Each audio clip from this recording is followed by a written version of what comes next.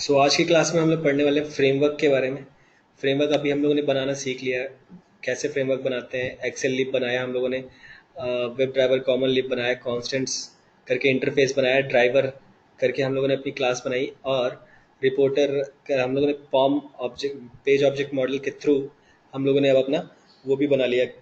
हर एक पेजेस के लिए डेडिकेटेड जावा पेज, जहाँ पे आप eight the rate find by और एट द रेट फाइंड बाइस के थ्रू आप सारे वेब एलिमेंट को एक एक पेज में रखते हैं, और उसमें जो ये रीयूजेबल मेथड्स होते हैं जैसे लॉगिन हो गया, रजिस्ट्रेशन हो गया, और different different business related logics होते हैं, उसको हम लोग एक मेथड में कन्वर्ट कर लेते हैं। ठीक है। और उसमें हम लोगों ने देखा ठीक है। पेज फैक्ट्री का यूसेज हम लोगों ने देखा, और किस तरीके से हम लोग मेथड को कॉल करते हैं, वो सब कुछ देखा। हम्म, बट इंटरव्यू में हमें फ्रेमवर्क के बारे में बताना कैसे है? आपको ठीक है। कोई भी कंपनी, जिस भी कंपनी में आप जाते हो, तो वो कंपनी दो चीज़ आपका नहीं देख सकती कि आपने किस प्रोजेक्ट पे काम किया। ठीक, आप कुछ भी बोल सकते हो, हम्म, कोई भी प्रोजेक्ट का नाम ले सकते हो, या फिर आप कोई भी प्रोजेक्ट का ये बता सकते हो कि मैं कुछ भी कुछ अपनी खुद से मनगढ़ंत कहानी बना सकते हो कि ऐसा ऐसा फंक्शनैलिटी था, वैसा वैसा फंक्शनैलिटी था। वो पूछेगा कि आपने चैलेंजेस क्या फेस किए। हम्म, तो आपने ऑटोमेशन में अगर मान लो हम्म, आपने एक्टिव टाइम पे काम किया, फिर किसी भी छोटे मोटे प्रोजेक्ट में, या फिर आपने मैनुअल में जो चैलेंजेस फेस किए, उसकी एक कहानी बना करके आप ऑटोमेशन में डाल दो। ठीक है। तो जिस भी प्रोजेक्ट का ओके। आपको अच्छे से अप्स एंड डाउन्स पता है और आपको फ्लो पता है, तो एक्चुअल में हमें हम्म, सिर्फ उसी का डिस्क्रिप्शन देना चाहिए इंटरव्यू के लिए। ठीक है। और ठीक है। ऐसे as an automation test engineer as an automation test hmm, engineer एक ऑटोमेशन टेस्ट इंजीनियर को नॉलेज नहीं होता है प्रोडक्ट का। आप ऐसे बोल सकते हो, मेरे पास तो यार डायरेक्ट टेस्ट स्क्रिप्ट आई थी, मैंने बस इस फंक्शनैलिटीज़ को टेस्ट करना, टेस्ट स्क्रिप्ट लिखना चालू कर दिया। और जब भी टेस्ट स्क्रिप्ट हम्म, फेल होते थे, तो मैं चेक करता था कि यार कहीं लॉजिक तो फेल नहीं हो रहा। अगर लॉजिक फेल नहीं हो रहा है तो मैनुअल टेस्ट इंजीनियर उसको टेस्ट करता था। ठीक है। ठीक और है। इस तरीके से आप बता सकते हो, ऐसे बड़ी कंपनी में होता था। अदरवाइज आप ये बोल सकते हो कि पहले शुरुआत में मैंने मैनुअल टेस्टिंग की, उसके बाद मैं फिर जब प्रोजेक्ट स्टेबल होता दिखा, तो जब भी कभी हम्म, कभी टेस्टिंग आती थी मैनुअल टेस्टिंग की, तो साइड में मैं कर देता था, और साइड बाय साइड मेरा ऑटोमेशन टेस्टिंग टेस्ट स्क्रिप्ट लिखना चालू हो चुका था। ठीक है। और जैसे जैसे स्क्रिप्ट मैं ठीक है। लिखते जाता था, वैसे वैसे स्क्रिप्ट्स को मैं पुश करते जाता था। कहाँ पे? रिपॉजिटरी पे। रिपॉजिटरी के लिए फिर आपके पास एस है, गिटहब है, और ये सब चीज़ें हैं। ओके। फिर अगर आपको आपके फ्रेमवर्क, ठीक अभी है। तक जो आपने फ्रेमवर्क देखा है, तो उसको किस तरीके से आप समझाओगे? सबसे पहले आप उसको क्या समझाओगे कि फ्रेमवर्क होता क्या है? या फिर उसी ने पूछ लिया कि भाई फ्रेमवर्क होता क्या है, तो आप इसको इस तरीके से बोलते हो कि हम्म, well organized structure of packages wherein one driver script one driver script will take care of all the entire batch execution without manual interaction। ये चीज़ हो गया। एक तरफ से आप ऐसे बोल सकते हो, या फिर दूसरा आप ऐसे बोल सकते हो कि automation framework is process followed by different companies, okay, based on their requirement to hmm, execute test scripts successfully without any manual interaction। तीसरा आप ऐसे बोल सकते हो, framework is custom tool developed by framework developers, okay, which provides custom reusable methods that makes automation test engineers sorry हाँ। that makes automation test engineers work work easy।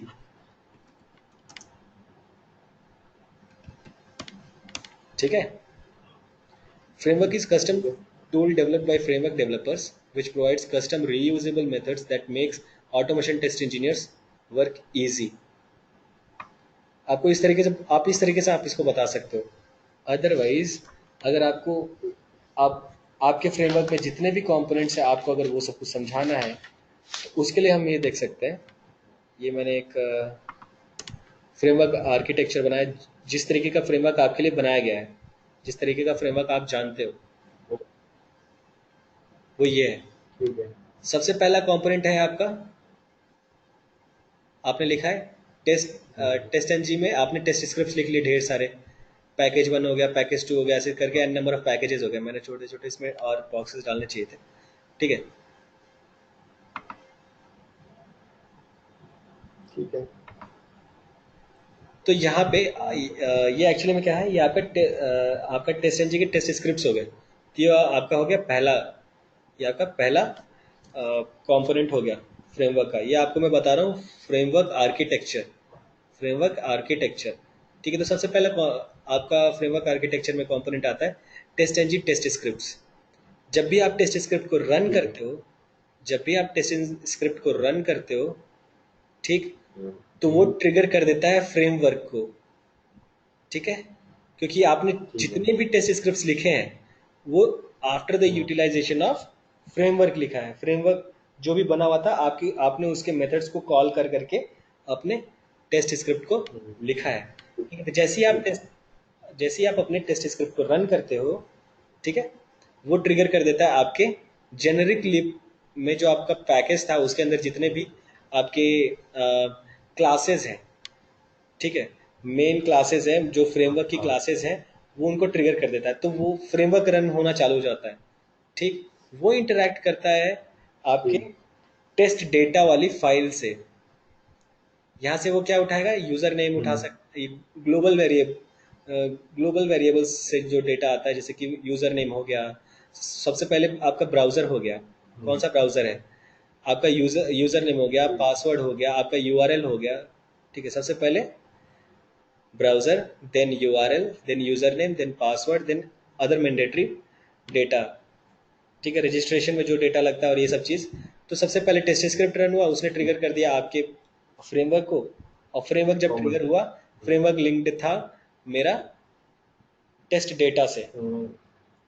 ठीक है, जब ये सब रन, जब ये टेस्ट स्क्रिप्ट रन होने लगे, ठीक, तो ये दोनों तो साथ में चलना मतलब चालू तो हो ही जाएगा। और फिर उसके बाद क्या चलेगा, हमारा जो पेज ऑब्जेक्ट रिपोजिटरी लिब में जो हम लोगों ने जावा डेडिकेटेड पेज बनाए थे, ये सब कुछ एब्जॉर्ब होना चालू हो जाएंगे फ्रेमवर्क के थ्रू हमारे टेस्ट स्क्रिप्ट में। समझ रहे हो, तो ये सारे के सारे हम लोग at the rate find by, at the rate find bys, और इसमें सारे मेथड हम लोगों ने इसमें लिखे थे, जनरल मेथड्स हम लोगों ने इसमें लिखे थे, और बिजनेस लॉजिक हम लोगों ने इसमें लिखा था। तो ये- आपने ये जो आपका कंपोनेंट है, ये फ्रेमवर्क, ये आपका प्रोजेक्ट डिपेंडेंट नहीं है। ठीक है, तो ये आप किसी भी प्रोजेक्ट में इस्तेमाल कर सकते हो इसको, बट आप इसको किसी भी प्रोजेक्ट में इस्तेमाल कर सकते हो क्या? नहीं, कुछ क्योंकि नहीं ये होता है। आपका, हाँ, तो ये मतलब आपका बिजनेस लॉजिक है, ये प्रोजेक्ट डिपेंडेंट हो गया। बिजनेस। तो this is your fourth component. ठीक है, तो पहला फ्लो क्या है, पहला फ्लो ये, दूसरा ये टेस्ट स्क्रिप्ट ने आपके फ्रेमवर्क को ट्रिगर कर दिया, फ्रेमवर्क मेरा डेटा फेच करने लगा मेरे टेस्ट डेटा से, जब वैसे हो रहा था। फिर उसके बाद जब टेस्ट स्क्रिप्ट रन हो रहे थे, जो भी जावा डेडिकेटेड पेजेस थे मेरे एक अलग पैकेज में, पेज ऑब्जेक्ट रिपोजिटरी लिब, वहाँ से वो एब्जॉर्ब होना चालू हो गए, और उसमें जो भी मेथड जैसे लॉगिन, रजिस्ट्रेशन और डिफरेंट डिफरेंट मेथड्स थे, वो सारे कॉल होने लगे, वो चलने लगे। तो फिर तो फिर आपका बारी आता है इसका, ड्राइवर आप इसको बोल सकते हो।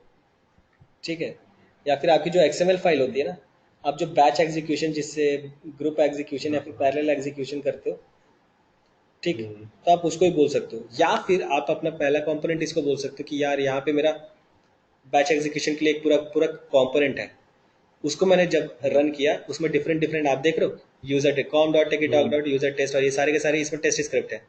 ये रन हुआ, फिर इसने ठीक टेस्ट है। स्क्रिप्ट के पैकेज को रन कर दिया, फिर ये। ठीक है, तो ठीक। अब हाँ। उसमें उसमें जब भी ये सारे के सारे जो भी मेरे टेस्ट स्क्रिप्ट थे, वो जब भी फेल हो रहे थे, जब भी फेल हो रहे थे, तो उसमें स्क्रीनशॉट्स आ जा रहे थे। उसके लिए मैं आपको बाद में बताऊंगा कि इवेंट फायरिंग और इसमें test N G listener class होते हैं और ये सब चीज़, उसके बारे में ब्रीफ इंट्रोडक्शन दूंगा। ठीक, तो जब भी ठीक फेल है। होते हैं तो एक स्क्रीनशॉट आ जाता है। स्क्रीनशॉट आने के बाद आप उसका डेस्टिनेशन भी बता सकते हो कि सेव कहाँ पे करना है, एक फोल्डर बना करके आप उसका ओके। डेस्टिनेशन बता सकते हो। तो जब ठीक ये है। फेल हो रहा था, तो इतना तो आपका हो गया, चलना, स्क्रिप्ट चलना, और स्क्रिप्ट स्क्रिप्ट फेल होने पे स्क्रीनशॉट लेना। ठीक है, फिर आप ठीक है। बोलोगे सातवां कंपोनेंट आता है आपका रिपोर्ट। दो टाइप के रिपोर्ट होते हैं, एक आपका एक आपका रिपोर्ट हो जाता है, इसको किस तरीके से बोला जा सकता है कि डिफॉल्ट। नहीं, एक देखो। आपका हाई लेवल रिपोर्टिंग होता है और एक आपका लो लेवल रिपोर्टिंग बोल सकते हो। ठीक है, हाई लेवल ठीक। रिपोर्ट अगर होता है वो टेस्ट एनजी खुद ही जनरेट कर देता है। ठीक है, और ओके। अगर आपको लो लेवल रिपोर्ट चाहिए होता है ना, तो उसके लिए आप system hmm. Dot out dot println लगा सकते हो, या फिर टेस्ट एनजी का रिपोर्टर क्लास यूज कर सकते हो, या फिर लॉग फोर जे। ठीक है, लॉग्स लेने के लिए। ओके। तो रिपोर्ट सेक्शन में अगर आपको कंसोल में भी अगर आपको रिपोर्ट चाहिए, या फिर आपको एसटीएमएल फॉर्मेट में आपको मैंने दिखाया वो रिपोर्ट रिपोर्ट के लिए जो आप क्लाइंट को भेजोगे, हम्म। क्लाइंट वो थोड़ी ना ये आर्किटेक्चर समझेगा। हाँ। हम्म। तो उसको तो फॉर्मेटिंग। हाँ, तो ये रिपोर्टिंग आपका एक अनदर कंपोनेंट हो गया। और ये सारे के सारे जो कंपोनेंट से चल पा रहे हैं, क्योंकि आपके पास आपकी डिपेंडेंसीज, आपके जो रिसोर्सेज हैं वो प्रोजेक्ट को पॉइंट कर रहे हैं। हम लोग का प्रोजेक्ट क्या है, सिलेनियम करके प्रोजेक्ट था। ठीक है, उसमें मैंने सारे हम्म। रिसोर्सेज डाल रखे थे, जैसे कि JRE libraries, reference libraries for selenium. ठीक है, अपाची पोई की भी लाइब्रेरीज उसी में थी, और मेरा टेस्ट एनजी का अलग से लाइब्रेरी था, वो सब कुछ। तो ये हो गया आपका फ्रेमवर्क आर्किटेक्चर। ठीक है। ठीक है। अब इसमें मैं ये कह रहा था कि जैसे ये तो हमने पी हमारे वाले से है ना? क्या इसमें ये पॉइंट हो सकता है कि जैसे एक्सएम वो जो प्रॉपर्टी फाइल वाला पॉइंट भी है क्या कोई कहीं पे? आप वो सबको अटैच या करने वो की भी? कोशिश मत करो अभी, आप जो बेसिक आप उसको समझ लो, अदरवाइज आप कंफ्यूज हो जाओगे। ठीक है, कॉन्फिग हाँ। डॉट नहीं, मैं तो प्रॉपर्टी। खाली ऑल्टरनेट, हाँ, ये जो जैसे आपका ये ऑल्टरनेट कॉन्स्टेंट्स है ना, कॉन्स्टेंट्स है ऑल्टरनेट। ना, हाँ। सुनो सुनो सुनो, हाँ कॉन्स्टेंट्स जो हाँ। है ना, वो आपका कॉन्फिग डॉट हम्म। प्रॉपर्टीज हो सकता है। ओके।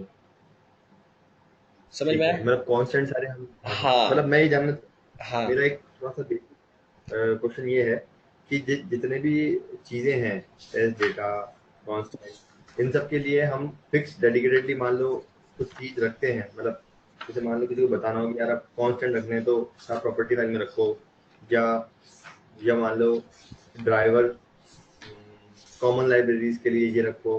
अब टेस्ट डेटा वाला पार्ट है तो वो क्या काम आएगा? टेस्ट डेटा की जो एक्सेल हम बनाएंगे उसमें हम हम्म। क्या क्या रखेंगे, और कांस्टेंट में क्या रखेंगे, डिफरेंस क्या, मतलब अलग अलग कैसे होंगे ये? हम यहाँ पे कॉन्स्टेंट्स इसलिए रख रहे हैं क्योंकि हम लोगों ने इसका सबसे पहले इंटरफेस बनाया। ठीक, हम्म। इंटरफेस में बनाने के बाद हम उसको की और वैल्यू पेयर में यूज कर रहे हैं। अदरवाइज अगर हम उसको लिस्ट में यूज करते, कल को अगर हम उसमें कोई डेटा डालते हैं, ठीक, तो हम्म। अगर उसके बाद फिर से हम कभी उसको डेटा को अपडेट करते हैं तो उसमें नंबरिंग चेंज हो सकती है ना। हम जब भी डेटा इंसर्ट करते हैं तो वो तो इंडेक्स बेस्ड है लिस्ट, तो नंबरिंग चेंज हो जाती राइट। है, तो हम उसको फेच करने में हम कुछ और ही डेटा फेच करेंगे और वो एग्जीक्यूट नहीं होगा। और जिस तरीके से हम फंसते हैं और उसके बाद तो हम कोई तरीका भी नहीं निकलता भाई ये हमारा स्क्रिप्ट क्यों नहीं चल रहा। ठीक, हम्म। इसलिए ठीक। आपको क्वेश्चन में ये भी पूछा जा सकता है, what is the difference between map and list. हम लोग कॉन्फिग डॉट प्रॉपर्टीज में, कॉन्फिग डॉट प्रॉपर्टीज का अगर आप बैकएंड देखोगे वो मैप यूज करता है। क्यों? क्योंकि मैप ओके। में की और वैल्यू, वैल्यूबल। हाँ, की और वैल्यू बेस्ड काम होता है। जैसे आपका की हो गया ब्राउजर तो वैल्यू क्या होगा, क्रोम। अगर आपका की हो गया तो यूजर नेम तो वैल्यू क्या हो गया, एडमिन। की हो गया पासवर्ड तो वैल्यू क्या हो गया, मैनेज। की हो गया यूआरएल तो वैल्यू क्या हो गया, http:// actitime.com / login पेज, या फिर ऐसी कुछ। ठीक है, यूजिंग हम्म। की we can get the value when a new element is added. आप इसमें कोई भी और डेटा कितना भी पुटअप करते जाओ, आपको बस की लिखना है, की से एसोसिएटेड जो भी वैल्यू होगी वो आपको मिल जाएगी।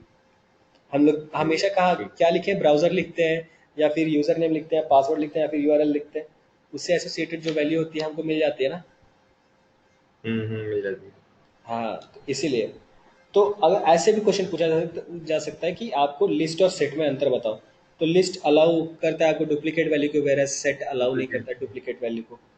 ठीक है, लिस्ट वो में इंडेक्स इंडेक्स, बेस होता हाँ, है। ये इंडेक्स बेस्ड नहीं होता है। ठीक है, आपको in order to get the data from list we go for get method, but अगर आपको सेट में चाहिए तो आपको आइटरेटर मेथड लगाना पड़ता है। ठीक है, हाँ, क्योंकि और शायद आप सीक्वेंसिंग भी अब मेंटेन। आपको मैंने जावा में बताया था कि कहीं ना कहीं सेट भी एक्चुअली क्रोनोलॉजिकल ऑर्डर में ही चलता है। क्यों? क्योंकि जो उसके पीछे का कोड होता है, मैंने कौन सा कोड बताया था आपको,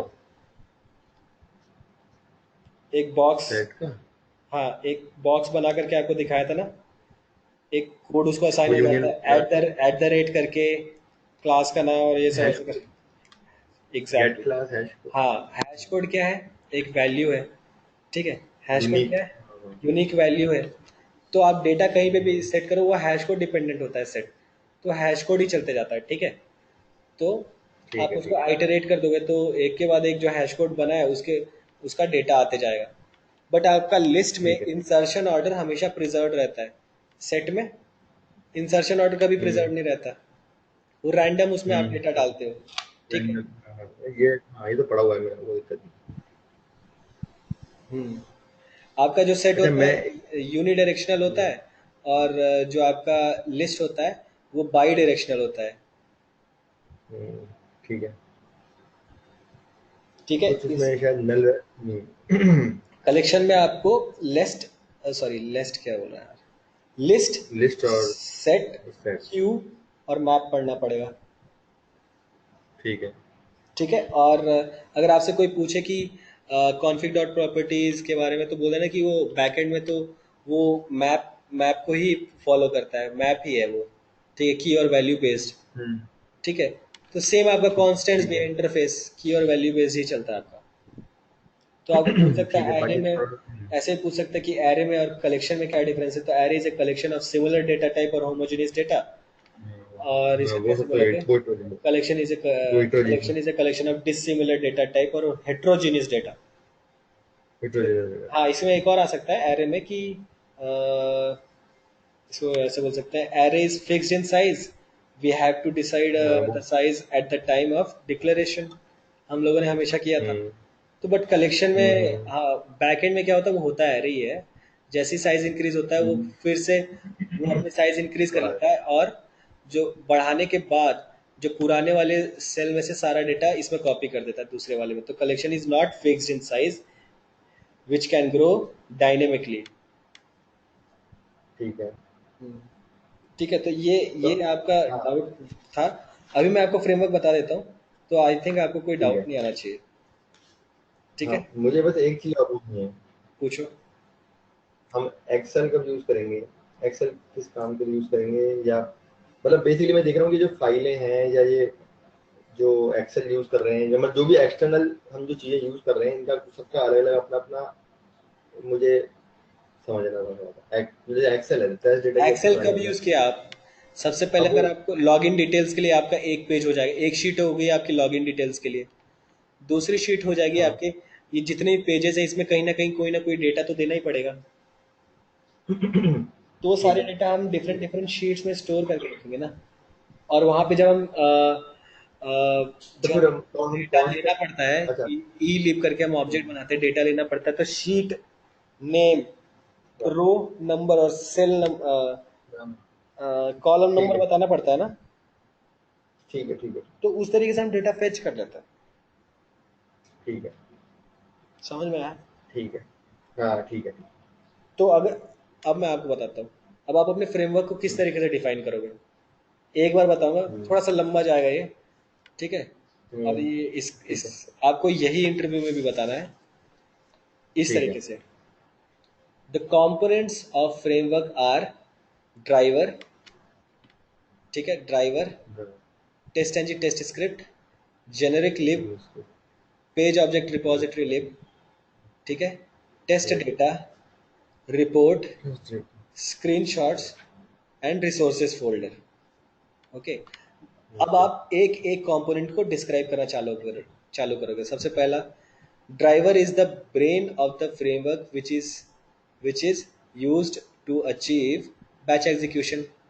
यहाँ भले मैंने पांचवा नंबर दे दिया हो, लेकिन आप इसको एक नंबर बना सकते हो, ठीक है। क्योंकि आप ठीक है एंड ऑफ द डे आपका क्या होगा, जब आपके नंबर ऑफ स्क्रिप्ट्स बन जाएगी, 15-20 हो गया, 10-12 हो गया, तो आप क्या करोगे, आप डायरेक्ट हम्म, एक्सएमएल में जाके सूट को रन कर दोगे। तो वो ट्रिगर करेगा इन हम्म, सबको, और ये ट्रिगर करेगा इसको, ये ट्रिगर करेगा इसको, ठीक है। और इन द मीनवाइल ये ट्रिगर कर देगा इन सारे पेजेस को, फेल होता है तो ये ट्रिगर हो जाएगा, और एग्जीक्यूट हो जाता है तो ये ट्रिगर हो जाएगा, और सबको रन करने के लिए हमारा ये फोल्डर, सारी लाइब्रेरी, इसका मतलब यही है।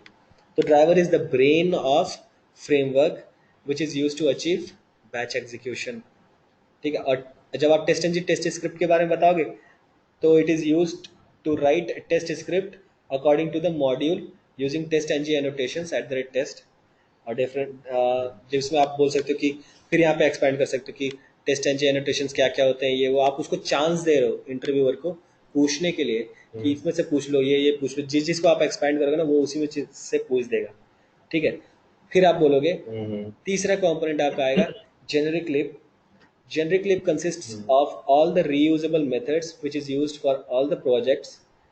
तो इसलिए मैंने आपको बोला था ये जो पूरा कंपोनेंट है, ये जो पूरा पैकेज है, ये हर एक प्रोजेक्ट के लिए यूज हो सकता है, but this component is actually specific to only one project because it contains only business logic of one project. It cannot be reutilized, but this can be reutilized। ठीक है, Right. तो generic lib consists of all the reusable methods which is used for all the projects। it contains excel lib। अब excel lib के बारे में आप बताओगे, ठीक है, which is use to fetch या फिर retrieve the data from excel using Apache POI. ठीक है, ठीक है। और you can write even write using Apache POI to this excel sheet, okay, using this excel lib library। what is reporter lib? report lib which is used to take, ये देखो आप यहाँ पे इसको आप समझ सकते हो। चलो अच्छा, ये इसका मतलब ये है report lib which is use to take screenshots when the test case fails. Report lib, Okay. ठीक है, हम्म, ये रिपोर्ट लिब होना चाहिए था। ठीक है, कॉन्स्टेंट्स, कॉन्स्टेंट्स को आप किस तरीके से बता सकते हो? Consist of all global parameters like browser कौन सा है, browser, हाँ, URL, username, password, etc. If we want a test script to execute in different browser, then what we can do? We just have to go and change the browser name according to that. That in the driver section, that properties will be launched, and हाँ, the same script will run in different browsers. ठीक है। Okay, as per the Okay. requirement. So it is used to launch browser based on the requirement drivers। Right. ठीक है, हम्म, अब web तो driver अपन common लिब। हाँ, अपन ने उसको भी ड्राइवर दे रखा है, इसको भी ड्राइवर दे रखा है, फर्स्ट नंबर पे भी ड्राइवर है अपना। नहीं, ये ड्राइवर का तो मतलब ना, ये हमारा एक्सेल है, ये ड्राइवर हमारी क्लास है, ये हमारा ये टेस्ट एंड एक्सएमएल पेज है। ओके, ठीक ऐसे है, ही आप एक्सएमएल। इसको ड्राइवर मत बोलना, टेस्ट एंड एक्सएमएल पेज बोल देना, एक्सएमएल ठीक फाइल है, बोल देना, फाइल फाइल। ठीक है, पेज एक्सएमएल पेज नहीं। बेसिकली, हाँ। हाँ, ठीक है। Page object repository lib, okay, is developed using POM concept where it consists of XPath, आपने कल देखा था, and business library for each page in the application। Page one, page two, page three, और जो सब पे कॉमन रहते हैं उसके लिए कॉमन कॉमन शीट ही बना दिया। ठीक है, तो page object repository is developed using POM concept where it consists of XPath and business library for each page in the application। Page object repository is specific to the project as I told you just now। अब आते हैं test data. Test data, all the test data used in the application must be stored in an Excel sheet, so the maintenance process actually enhances and the efficiency of the work will also be seen। Ready. you by efficiency बढ़ती है, reduce नहीं होती। तो हाँ, बताएं। efficiency will increase by by adopting this process, okay, wherein the test data will store all the test data which is used in the application, and it should be stored in an Excel sheet। okay, each row represents okay, the data for each test case। एक ही sheet में different different रो हो सकते हैं, और different different test case के लिए आप उसमें डिफरेंट डिफरेंट रो, डिफरेंट डिफरेंट टेस्ट केस के लिए डेटा स्टोर करेगा। और रिपोर्ट फोल्डर क्या होता है? मान लो ये अभी तक मैंने इसको कुछ और ही बताया था, या एचटीएमएल रिपोर्ट और ये सब बताया था, ये है कुछ और। ठीक है, रिपोर्ट फोल्डर क्या होता है? Once the execution is completed, all the reports generated will be stored in their folder।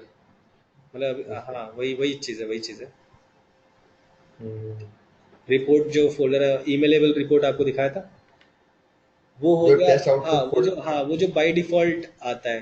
But मैंने कुछ हाँ ऐसे हाँ, प्रोजेक्ट्स में भी वो काम किया जहाँ पे आप कस्टमाइज्ड रिपोर्ट जनरेट कर सकते हो। तो वो सब आप खुद से ओके। सीख सकते हो, वो एक्सपीरियंस लेवल में आता है, ठीक है।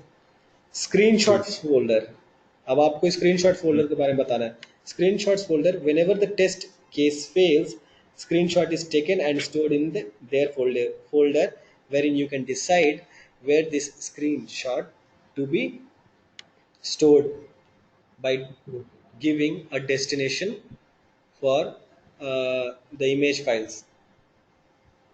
ठीक है। तो Resources folder ठीक है, is used to store all the jars and execution files. ये क्या होता है? है ये मैंने, ये हमारे यहाँ मतलब जार तो हम एक्सटर्नल जार तो वहाँ लाइब्रेरी चार ही तो थे बिल्ड भाई साहब, JRE, रेफरेंस नहीं। Library, TestNG, Apache POI, वो सब ये तो जार ही तो जार, थे। ये सब बेसिकली ये सब रिसोर्सेज हैं। हाँ, रिसोर्सेज क्या है, डिपेंडेंसीज है, डिपेंडेंसी है, ओके ओके। उन पे डिपेंड होके ठीक हम ये सब कुछ कर पा रहे हैं। है। बिना अपाचे पोई राइट। पे डिपेंड हो आप टेस्ट डेटा लिख सकते थे क्या? नहीं, एक्सेल का काम तो हम सारा अपोचे पोई से ही करते हैं ना। हम्म। बिना आप टेस्ट एनजी के आप ये XML फाइल बना सकते थे क्या? नहीं, नो नो। हम्म। बिना एट द रेट एनोटेशन के आप batch execution, parallel execution, group execution कर सकते थे क्या?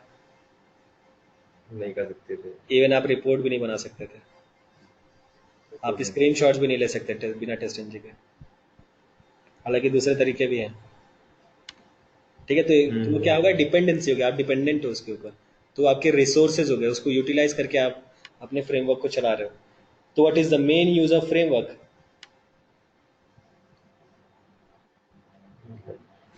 हमें वी आर बेसिकली आप इसे बैच एग्जीक्यूशन कर सकते हो, पैरेलल एग्जीक्यूशन कर सकते हो, ग्रुप एग्जीक्यूशन कर सकते हो। इसमें सारे के सारे रीयूजेबल मेथड्स होते हैं, ये सारी चीजें।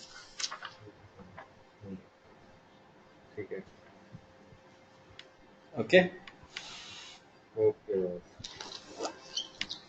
इस तरीके से बताना। इसमें मेरे को लगता है सबसे पहला क्वेश्चन ये पूछने वाला है वो, पहले दूसरे पॉइंट पॉइंट पे आने के बाद ही। और अगर ये स्ट्रक्चर भी बना दिया मैंने तो काफी कुछ। हाँ, तो इसको आप अपने तरीके से याद कर लो, या फिर इसको आप अपने तरीके से समझ लो किस तरीके से बताना है, और एक प्रोजेक्ट पकड़ लो, उसी हाँ, ये उसी मैं के लिख implement लूंगा इसको, करना। मतलब तो याद ही करके जाना पड़ेगा, मतलब याद इन द सेंस याद पता नहीं तो है करना, पर हाँ, क्या होता है। पता रहेगा पर तो याद मत मतलब करना। हाँ, नहीं नहीं सही है। नहीं बेसिकली एक होता है ना कि एक बार तो पढ़ना ही पड़ता है, फिर चीजें हम अपने हिसाब से ओके। बोल पाते हैं।